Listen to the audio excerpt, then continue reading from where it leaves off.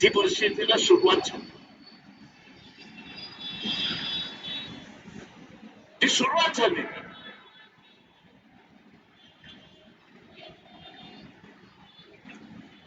इथे असणाऱ्या फुले शाहू आंबेडकरी चळवळीला, वंचितला, भारतीय जनता पक्षाच्या राजकारणाला, RSS ला विरोध केल्यानंतर सुद्धा कुठल्याही आघाडीमध्ये स्थान मिळत नाही. त्याचं कारण आपण लक्षात घ्या.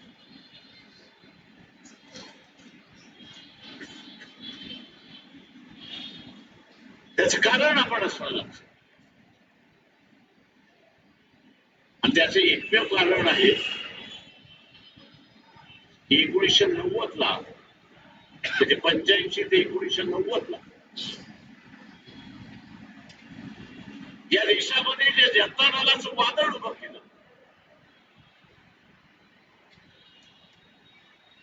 की ज्या वादळामध्ये नंतर बीजेपी आली होती, त्यातून बदल घडला. सत्ता विरुद्ध पलटली होती. ती सत्ता पलटवण्याची आजही ताकद आपल्यामध्ये आहे, लक्षात.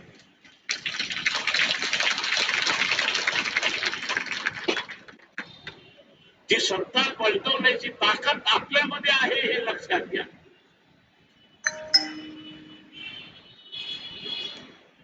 विश्वनाथ प्रताप सिंगांना एकच आम्ही असताना त्यावेळेस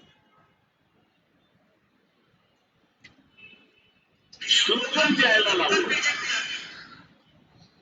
आम्ही सत्तेवरती आलो तर 56 दीक्षा घेतल्यानंतर बहुतांना सवलती मिळणार नाही असा जो कायदा झाला तो रद्द झाल्याशिवाय राहणार नाही.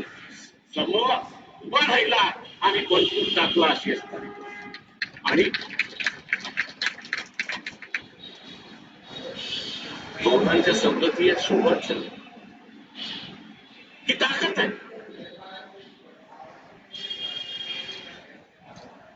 आताही असताना आपल्याला ती ताकद वापरावी लागेल.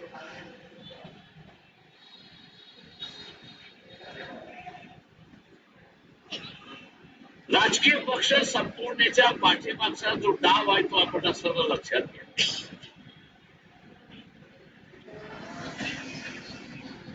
संविधानवादी जो समूह आहे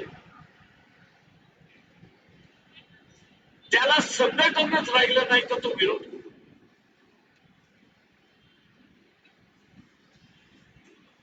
संघटनच राहिलं नाही तर तो विरोध कुठून करणार. एकदा तुमचा तर विरोध करू शकत नाही. मास्क म्हणून तो असताना रस्त्यावरती उतरतो केव्हा की जेव्हा त्याच्या हातामध्ये झेंडा असतो आणि त्याच्या हातामध्ये संघटनेचा बॅनर असतो. हा संघटनेचा आणि बॅनर याच शीन झालं तर विरोध करणारं कोण. आणि म्हणून संघटन जिवंत ठेवणं,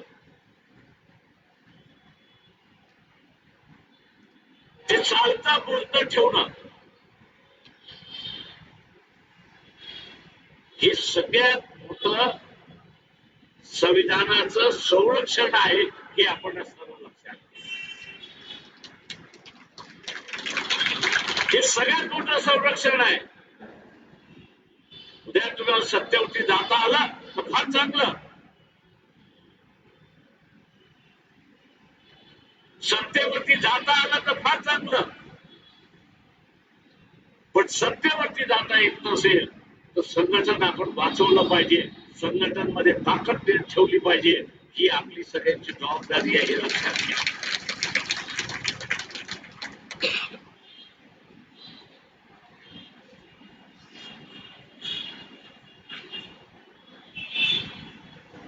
संघटनेच्या ताकदीचा असताना तो एहसास आहे हा मोठा. कारण समोरच्याला भीती वाटते, समोरच्याला दहशत असते की हा जो उभा राहिलेला माणूस मग तो मताच्या स्वरूपामध्ये उभा राहू, त्या मोर्चाच्या स्वरूपामध्ये उभा राहू, त्याच्या विरोधात आपण असायला गेलो तर दोन हात आपल्याला करण्याची पाळी येते की काय, ही भीती असते. आणि त्या भीतीपोटी तो आपलं शेवटचं पाऊल टाकत नाही हे लक्षात घ्या. आणि म्हणून निवडणुकीमध्ये मी नेहमी म्हणत आलेलो आहे, जिंकण्यासाठी आपण लढतो, याच्याबद्दल दुमत नाही. पण जिंकलो नाही तर मला असणारा 80 साली परभणी मधल्या वाकोडे नावाच्या असणाऱ्या 80 वर्षाच्या व्यक्तीचा निरोप आला होता की माझी ही शेवटची निवडणूक आहे, माझ्या निवडणुकीच्या प्रचाराला येऊ.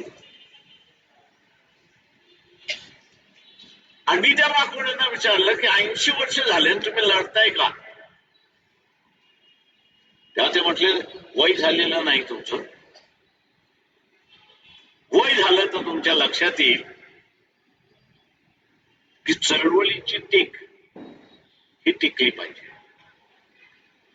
मी त्यांना म्हटलं चळवळीची टीक म्हणजे काय? ते म्हटले मी 3 वेळा नगरसेवक झालो, 4 वेळा हरलो, पण या परभणी शहरामध्ये मला विचारल्याशिवाय इथलं काहीच हलत नाही हे असताना लक्षात. आणि तो म्हटला ते गमक काही असेल इथं मी जिंकतो की बाई मी दुसऱ्या क्रमांकावर. माझे 80 वर्ष झाले. तो म्हटलं कधीही माझा दुसरा पाय मस्तकामध्ये गेल्याशिवाय राहणार नाही, पण शेवटच्या क्षणापर्यंत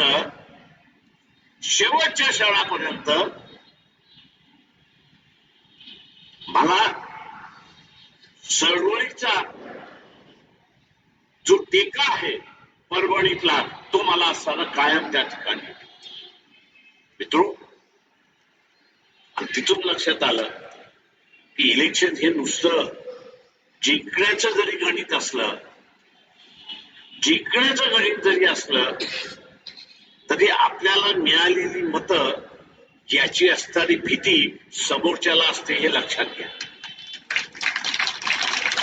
भीती असते. तो म्हटला मी हारलो, ते वाकोडे म्हणाले मी हारलो, नगरसेवक म्हणून जिंकून आलो नाही, पण या परभणीतलं पान मला विचारल्याशिवाय हल्लं नाही, कारण का परभणी हलवण्याची माझी ताकद. आज तेच आपल्याला सगळ्यांना करायचं. मी इथे कुठल्या राजकीय पक्षावरती टीका करणार नाही, कारण या सगळ्या राजकीय पक्षांचं असताना अस्तित्व मी फार जवळून पाहिलेलं आहे.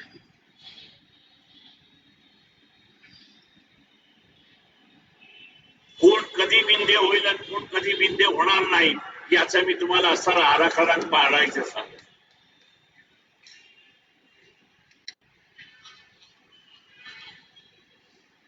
टिकायचं असेल आणि इथला नेतृत्व आपल्याला करायचं असेल तर काळाची ओघ ही आपल्याला ओळखता आली. काळाची ओघ ही आपल्याला ओळखता आली पाहिजे.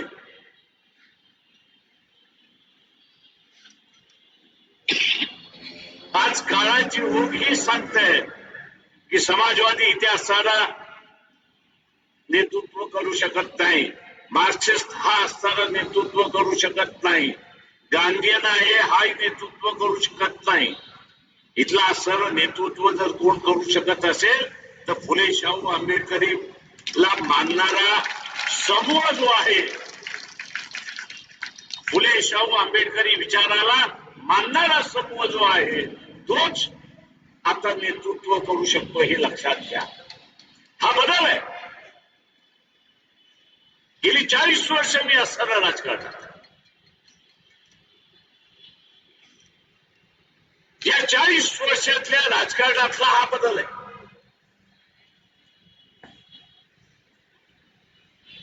त्यात लोक अपेक्षा करतात आहे सर्वसामान्य सेक्युलर असेल, सर्वसामान्य संविधानवादी असेल, सर्वसामान्य शांततावादी असेल, हा समूह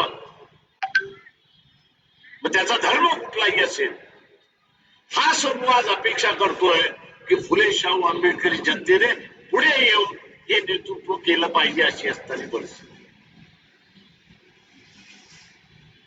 आणि त्यासाठी आपल्या सगळ्याला आपली असणारी मानसिकता निर्माण करावी. आपल्या सगळ्यांना आपली असणारी मानसिकता निर्माण करावी लागेल. एक फोर्स म्हणून उभं राहायचं असेल, एक विचार म्हणून पुढे यायचं असेल, तर आपला बदललेला रोल हा आपण लक्षात घेतला पाहिजे. आपला बदललेला रोल हा आपण लक्षात घेतला पाहिजे. आपला रोल काय बदललाय? पूर्वी आम्ही निवेदन देत होतो, अमुक झालं पाहिजे, तमुक झालं पाहिजे, तमुक झालं पाहिजे. आज निवेदन देण्याचा कार्यक्रम थांबला. आज निवेदन देण्याचा कार्यक्रम थांबला याचं कारण की आपण आपल्यामध्ये बदल करू ना. आपण परिस्थितीवरती मात केली आणि मात करून आपण स्वावलंबी झालो. इंग्रजीमध्ये ज्याला सेल्फ सफिशियंट म्हणतो तसं आपण सेल्फ सफिशियंट झालो. आता त्याच्या पुढची पावलं उचलण्याची गरज आहे आणि ती वक्त की पुकार आहे असं मी त्या ठिकाणी. काल ते आता डिमांड करतोय आणि काय डिमांड करतोय की बाबासाहेब जे म्हणाले होते इतिहासाला फुले शाहू आंबेडकरी विचाराचा माणूस हा राजकीय झाला पाहिजे, हा सत्ताधारी झाला पाहिजे. ती आता सत्ताधारी होण्याची आणि राजकीय विचाराने परिपक्व होण्याची वेळ आलेली आहे. लक्षात सत्ताधारी आणि विचाराने परिपक्व होण्याची असणारी वेळ आलेली आहे. हा नवा रोल आता आंबेडकरवाद फुले शाहू आंबेडकरवाद्यांना करायचा. ही इतिहासाने आणि काळाने चाचलेली जबाबदारी आहे हे आपण लक्षात घ्या. आणि ही टाकलेली जबाबदारी आपण असताना पार पडली नाही तर जसा समाजवाद संपला, जसा कम्युनिस्ट संपला, जसा मानवतावाद संपला, तशा रीतीने फुले शाहू आंबेडकर वाद सुद्धा संपलेला असेल. कारण का एकाही कार्यकर्त्याला तुम्ही जगवलं नाही अशी असणारी गोष्ट. वाद कायम आहे, विचार कायम आहेत, पण त्याला वाहक कुठे आहे? त्याला वाहकच शिल्लक राहिलेला नाही. ते विचार वाहून घेणारा असणारा यंत्रणा नसेल, संघटन नसेल, तो विचार टिकतो. बुद्धाचा 2500 वर्षाचा विचार टिकला, तो संपला नाही.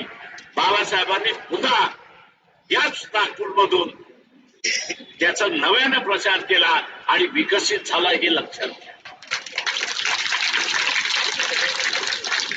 बुद्धाच्या विचाराला बाबासाहेबांच्या नावाने एक नवं संघटन उभं राहील. त्या विचाराला पाय घालणारी माणसं त्या ठिकाणी निर्माण झाली. आज तेच आपण असं लक्षात घेतलं पाहिजे की जे कार्यकर्ते उभे आहेत, इलेक्शन मध्ये उभे आहेत,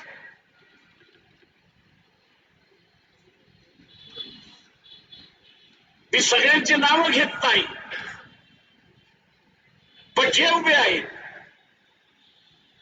त्या सगळ्यांच्या पाठीमागे आपण खंबीरपणे उभं राहिलं पाहिजे हे लक्षात घ्या.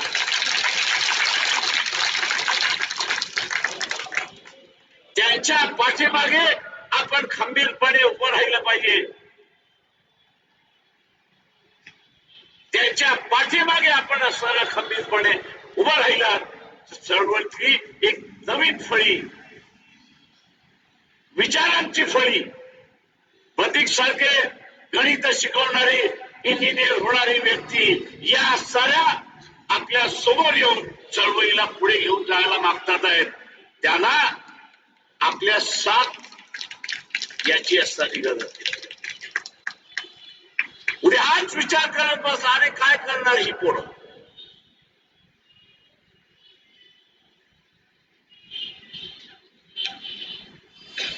कदाचित सांभाळू शकतील, कदाचित सांभाळू शकणार नाही. पण ज्यांना तुम्ही मदत करणार आहात, ज्यांच्यावरती तुम्ही असणारा विश्वास ठेवायला निघालेला आहात, ते तरी तेवढ्या विश्वासाचे पात्र आहेत का? ते तरी विश्वासाचे पात्र आहेत का? आणि फुले शाहू आंबेडकरी विचाराचे पायक आहेत का? याचा विचार आपण केला. मित्रो, इस बार या उस बार अशा अवस्थेमध्ये आलोय.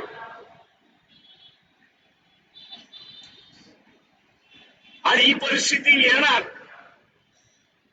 हे बाबासाहेबांनी सांगितलं. अलाहाबाद विश्वविद्यालयातला असणारा ज्यांनी कोणी बाबासाहेबांचं तिथलं असणारं भाषणाध्ययन केलं असेल तर त्यांना लक्षात. तिथे बाबासाहेबांनी सांगितलं होतं की या देशातला माणूस दोन पायावरती चालतो.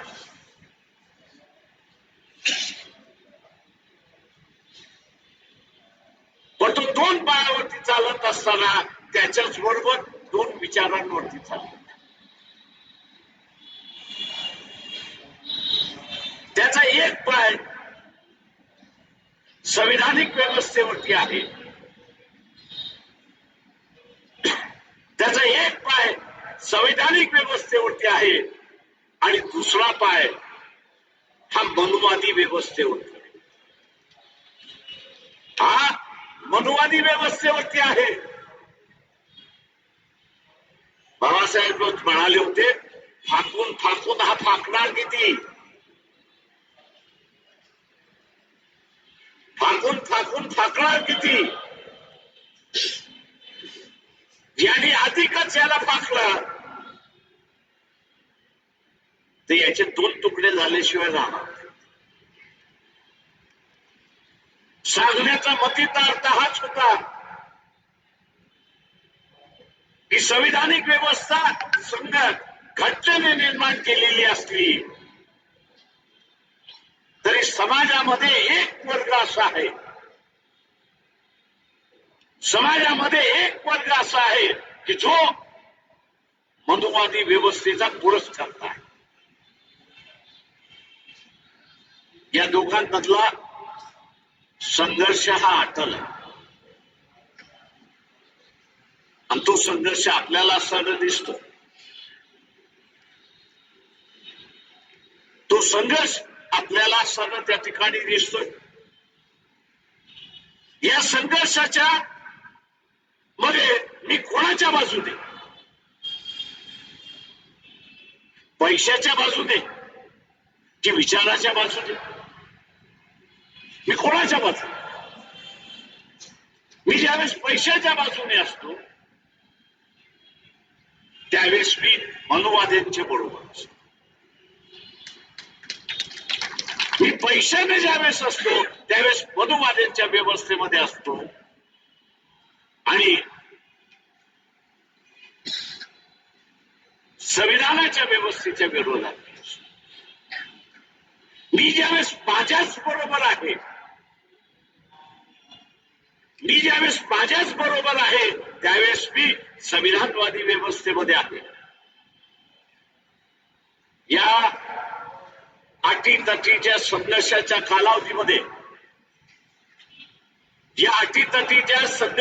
कालावधीमध्ये प्रत्येक फुलेशाहू आंबेडकरी माणसाला निर्णय घेण्याचा वेळ आलेला आहे, लक्षात घ्या. हा निर्णय घेण्यात आलेला आहे की तो स्वतःशी आहे की तो पैसे. तो स्वतःशी असेल तर संविधानिक व्यवस्थेबरोबर आहे आणि संविधानिक व्यवस्था तो टिकवू शकतो हे लक्षात घ्या. तो पैशाच्या बाजूने असेल तर इथली संविधानिक व्यवस्था तो मोडण्याकडे निघालेला आहे हे आपण असं लक्षात ठेवलं पाहिजे. आणि म्हणून म्हटलं की विरोधक जे आहेत येणं घेणे करून ही व्यवस्था संविधानिक व्यवस्था मोडली पाहिजे याचा प्रयत्न करतायत. महानगरपालिकेची निवडणूक आहे, मला मान्य आहे. स्थानिक प्रश्नाला असणारा महत्व असतो, पण या स्थानिक प्रश्नाबरोबरच उद्याची सत्ता कोणाकडे हाही महत्वाचं. महानगरपालिकेची सत्ता कोणाकडे?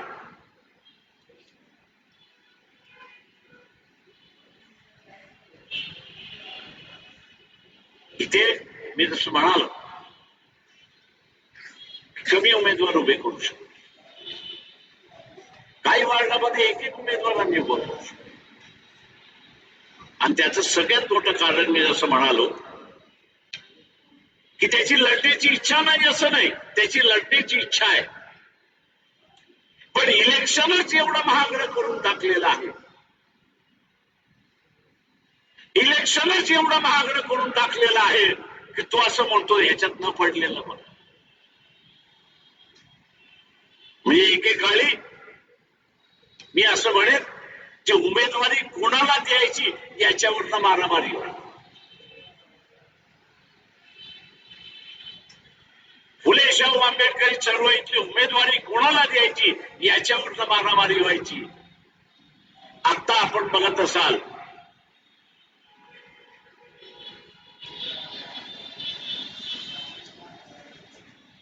तर उमेदवारी घ्या अशी असणारी परिस्थिती आहे.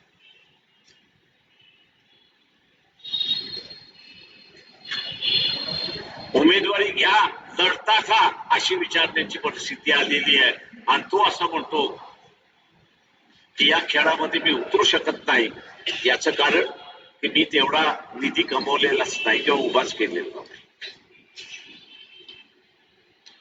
ही मी असं म्हणेन एक शोकांतिका. मला माहिती आहे इथल्या असणाऱ्या काही संघटनांनी उमेदवाऱ्या विकल्या.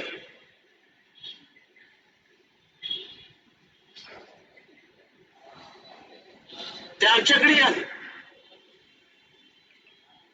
तर मी त्यांना असं विचारलं की बा ठीक आहे तू डोनेशन देतोयस पक्षाला, मान्य आहे, मी ते घेतो म्हटलं होतं, पण मला सांग निवडणुकीनंतर काय?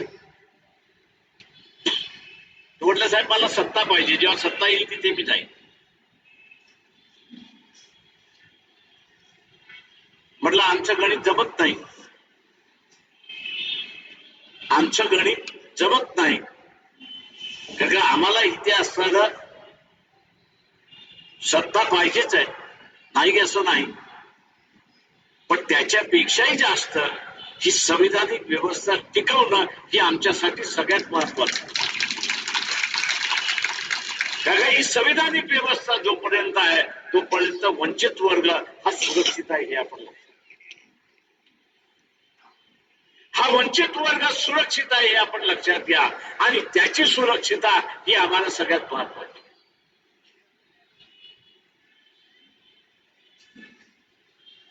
राजकारणामध्ये नवे नवे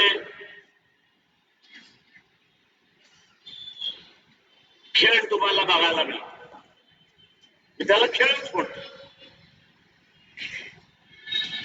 ते खेळणारा दुसरं तिसरं कोणच नाही, नागपूरकरच. त्याचे हेडक्वार्टरच नागपूर आहे. फक्त मोरे दिल्लीमध्ये बसलेले आहेत. हलवणारी शक्ती इथलीच आहे. नाव घेण्याची गरज नाही. मी असताना नेहमी म्हणत असतो की त्या असताना खरा फुले शाहू आंबेडकरी चळवळीतला माणूस ओळखायचा असेल तर त्यांनी 3 नरांना शिव्या दिल्या पाहिजे. एक मोहन भागवत, दुसरा असताना नरेंद्र मोदी आणि तिसरा असताना अमित शहा. जे फुले शाहू आंबेडकर नावाने येतात त्याला म्हणा पहिलं तर शिव्या घाल. या तिघांना त्यांनी शिव्या घातल्या की समजा हा तिथे बसलेला नाही, त्यांनी शिव्या घातल्या नाही तर तो तिथे बसलेला आहे हे असताना लक्षात घ्या.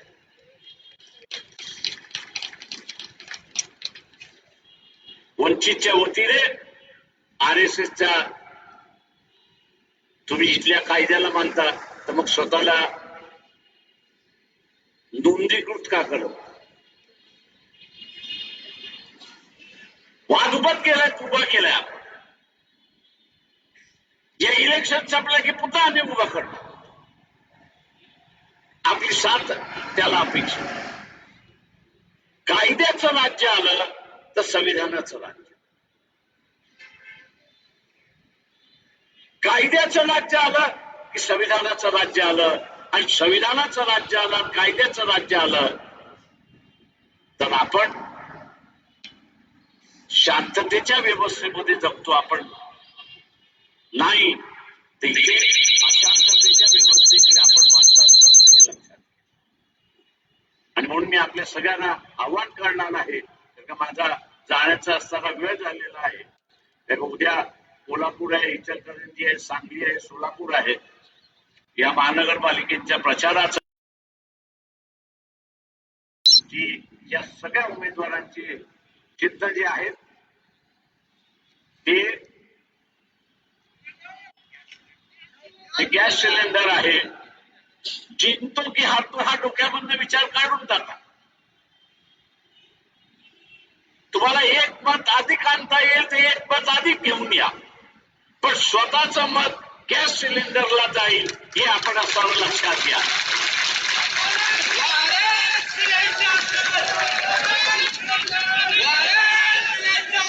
मी असं म्हणेन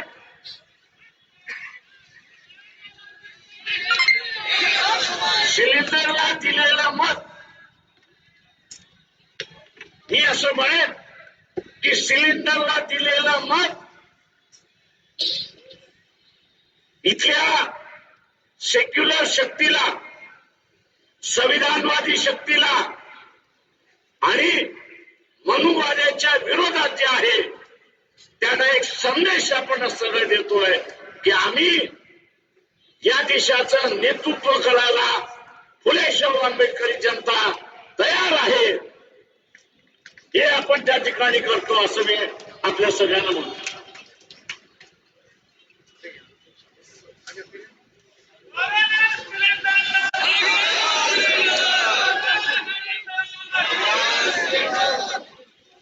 आणि म्हणून जे उद्याची असणारी लढाई जी आहे